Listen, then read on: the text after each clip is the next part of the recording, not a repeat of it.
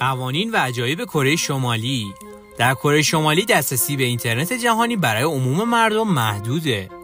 اینترنت جهانی تنها در دسترس مقامات دولتی و برخی از افراد خاص قرار داره. مردم عادی تنها به یک نسخه محدود از اینترنت دسترسی دارن که به اون اینترنت داخلی هم گفته میشه و شامل سایت‌های دولتی و برخی منابع محدوده. حتی استفاده از فیلتر شکن‌ها برای دسترسی به وبسایت‌های خارجی جرمه. تلفن‌های همراه خارجی و مدل‌های مختلف که امکان دسترسی به اینترنت جهانی رو دارن در کره شمالی ممنوعه. تنها گوشی‌های خاص که توسط دولت تأمین میشن مجاز به استفاده هستن. تلفن‌های همراه معمولی قادر به برقراری تماس‌های بین‌المللی نیستن و ارتباطات عمدتاً محدود به تماس‌های داخلیه. یکی از ویژگی‌های خاص کره شمالی طبقه‌بندی سیستمیه. این سیستم افراد رو بر اساس خانواده، شغل و سابقه سیاسی اونها دسته‌بندی میکنه و این طبقه‌بندی تأثیرات زیادی بر وضعیت اقتصادی و اجتماعی فرد داره. افرادی که در طبقات بالاتر قرار دارن از امکانات بهتری برخوردارن و تحت حمایت دولت هستن. هر گونه تلاش برای فرار از کره شمالی یک جرم بسیار بزرگ به حساب میاد. اگر کسی تلاش کنه به طور غیرقانونی از کشور خارج بشه، مجازات‌های سنگینی مانند اعدام یا مدت‌های طولانی زندان در انتظار اونه. بسیاری از کسانی که از کشور فرار کردن مجبور زندگی در چین یا کشورهای دیگه به عنوان پناهنده هستند. محدودیت در انتخاب شغل و تحصیلات در کره شمالی. دولت کنترل کاملی بر شغل‌ها و تحصیلات داره. افراد نمیتونن شغل‌هایی که خودشون دوست دارن رو انتخاب کنن و باید در شغل‌هایی که توسط دولت تعیین شده مشغول به کار بشن. همچنین تحصیلات نیز تحت نظارت شدید دولته و برنامه‌های درسی اغلب شامل آموزش‌های ایدئولوژی کمونیستی و پرستش رهبران کشوره. جشن‌های عظیم و مراسم‌های ملی در کره شمالی. این مراسم‌ها شامل رجای نظامی، نمایش‌های آتش‌بازی و تجمعات گسترده است که هدف اصلی اونها نشان دادن قدرت دولت و اراده مردم و رهبران کشوره.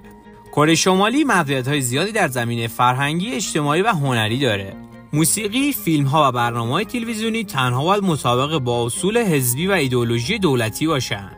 هر گونه نقد یا محتوای خارجی که با اصول ایدئولوژی حزب حاکم تضاد داشته باشه ممنوعه.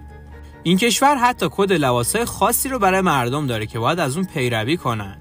این کدها معمولاً به انتخاب لباس‌های ساده و رسمی محدود میشن. اقتصاد کره شمالی به شدت تحت کنترل دولته.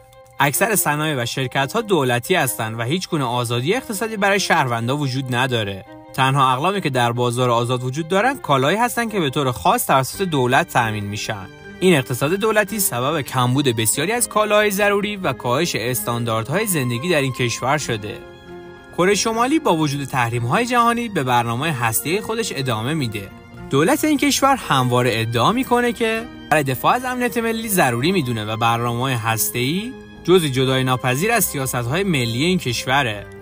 این موضوع باعث تنش‌های زیادی در روابط کره شمالی با کشورهای غربی و همسایه‌اش شده. یکی از اصول سیاست‌های اقتصادی کره شمالی خودکفاییه. این کشور تلاش میکنه تا در تولید کالاها و خدمات مختلف خودکفا باشه و وابستگی‌ها به واردات رو کاهش بده. این سیاست باعث شده که بسیاری از اقلام و نیازهای اولیه مردم از داخل کشور تأمین بشه. اما به دلیل کمبود منابع و تحریم‌های بین‌المللی بسیاری از کالاهای مورد نیاز از دسترس مردم خارجه. در کره شمالی دولت به شدت در زندگی شخصی مردم نظارت میکنه. مردم باید هر گونه رفتاری که ممکنه مخالف ایدئولوژی دولت باشه رو مقامات گزارش بدن. بسیاری از افراد گزارش‌های درباره رفتارهای مشکوک یا تخلف‌های احتمالی رو مقامات ارسال میکنن تا از مجازات‌ها جلوگیری بشه. در برخی موارد حتی خانواده کسانی که مرتکب به جرم شدن نیز تحت فشار قرار میگیرن. دانش آموزان از سنین پایین آموزش‌های ویژه‌ای در مورد تاریخ کره شمالی، ایدئولوژی حزب کارگران و مسئولیت‌های خودشون نسبت به دولت دریافت میکنن. همچنین برای تحصیل در مقاطع بالاتر افراد باید تعهدات سیاسی و اجتماعی خاصی داشته باشند. سینما، موسیقی و فعالیت‌های فرهنگی باید مطابق اصول حزبی باشه و تنها محتوایی که با دولت همسو هستند مجاز پخش در کشورند. این محدودیت‌ها باعث شده که مردم از بسیاری از تفریحات و سرگرمی‌های جهانی محروم بشن. به دلیل نقض حقوق بشر، برنامه هسته‌ای و رفتارهای غیر دوستانه کره شمالی با جامعه جهانی، کشور تحت تحریم‌های گسترده بین‌المللی قرار داره. تحریم‌ها بر بخش‌های مختلف از جمله صادرات و واردات، صنایع و نظام مالی این کشور تأثیر گذاشته. با این حال کره شمالی به روش‌های مختلف سعی داره که از این تحریم‌ها عبور کنه و به دنبال راه‌هایی برای برقراری روابط با برخی از کشورهاست.